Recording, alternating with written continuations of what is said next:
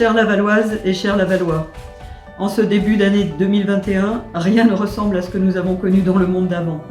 Et pour commencer, cet enregistrement se réalise exceptionnellement à mon domicile, puisque me voici immobilisé pour plusieurs semaines, suite à une mauvaise chute sur la glace. Mais pas d'inquiétude, cela n'empêchera pas la municipalité de marcher un pied devant l'autre.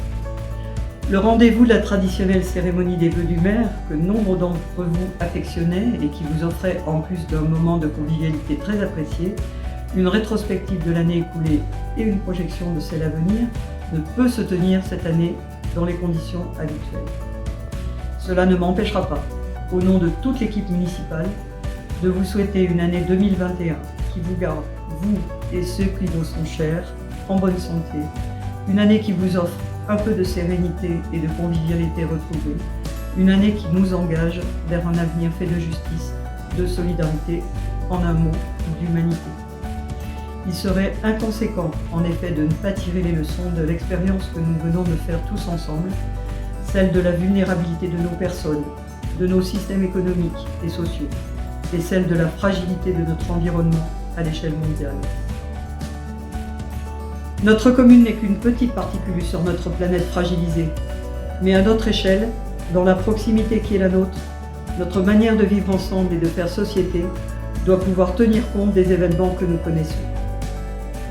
La Covid, puisqu'il faut l'appeler par son nom, s'est immiscée dans nos vies personnelles, familiales, collectives, citoyennes, et elle a causé des dommages que nous devrons nous attacher à réparer. En 2021, il va falloir cesser de la subir et lui résister. Derrière nous, l'année 2020. Avec un premier confinement, décrété au lendemain de l'annonce des résultats, l'installation du conseil municipal élu est différée. S'ensuit une période de gestion de la crise sanitaire, partagée avec l'équipe sortante.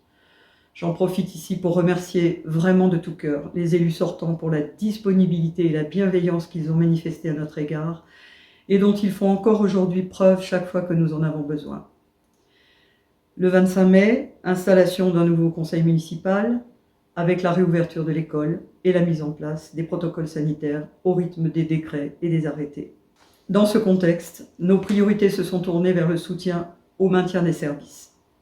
En premier lieu, l'épicerie et le marché, qui ont joué un rôle essentiel en assurant pour les habitants un service de proximité et de maintien du lien social. Un grand merci à notre épicière et à nos producteurs locaux. Un merci spécial aussi à toutes nos couturières lavalloises pour les masques qui ont permis d'équiper très tôt les pâtes de Froge et les personnes les plus vulnérables d'entre nous. De manière générale, un grand merci à tous pour l'attention que vous avez portée à vos voisins, aux plus fragiles et pour les 1001 gestes de solidarité exprimés sur la commune. Priorité aussi donnée à l'organisation des services de la mairie et aux agents avec qui nous avons pu organiser de nouvelles actions, comme tester, par exemple, dès le mois de septembre, la mise à disposition d'un accompagnant dans le bus scolaire pour accueillir les enfants de maternelle tous les matins.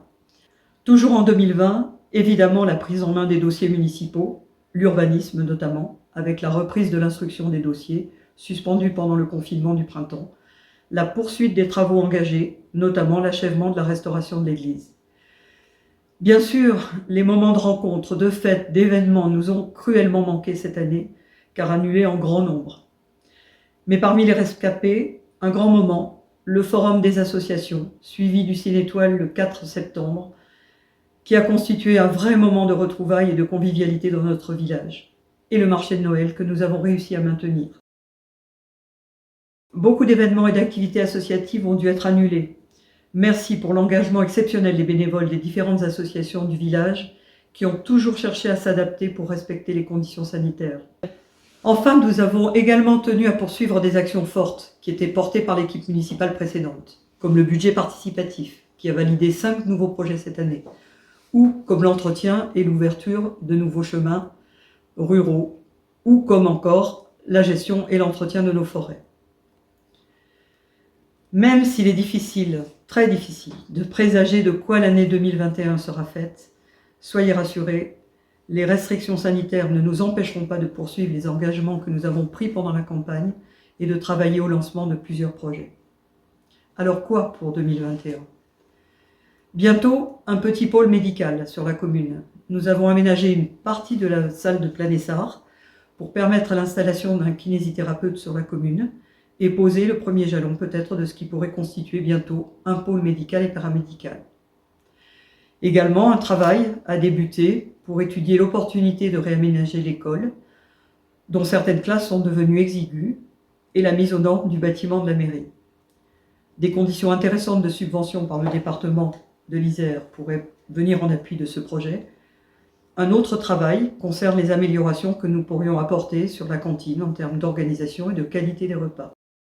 Le PLU ayant été approuvé en février 2020, nous entamons sa phase de mise en œuvre et un certain nombre de projets portés par des propriétaires privés devraient voir le jour cette année, comme l'OAP de Pravert.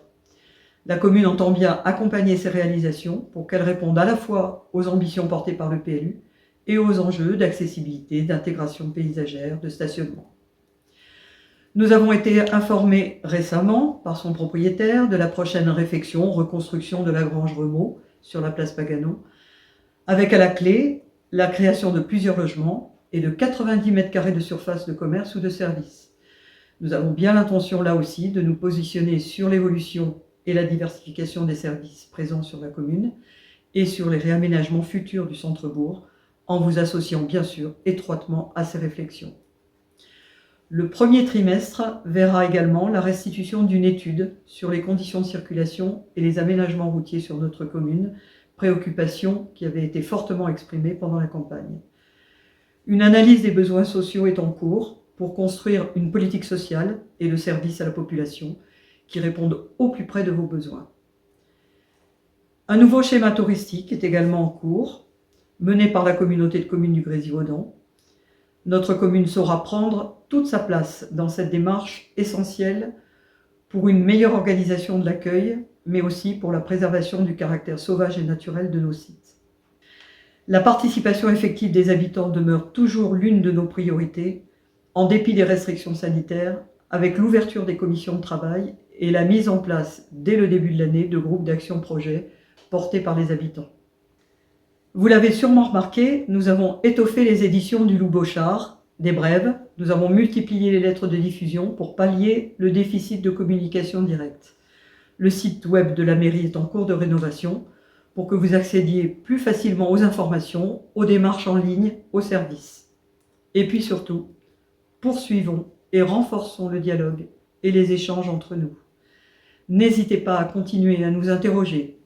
L'équipe municipale aura toujours à cœur de vous répondre, même sur des sujets sensibles. La démocratie, c'est aussi la capacité de vivre dans une pluralité d'opinions sans que cela creuse les écarts. La taille humaine de notre commune doit nous le permettre.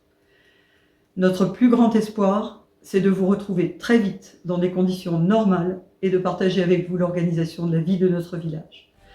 En attendant, portez-vous bien.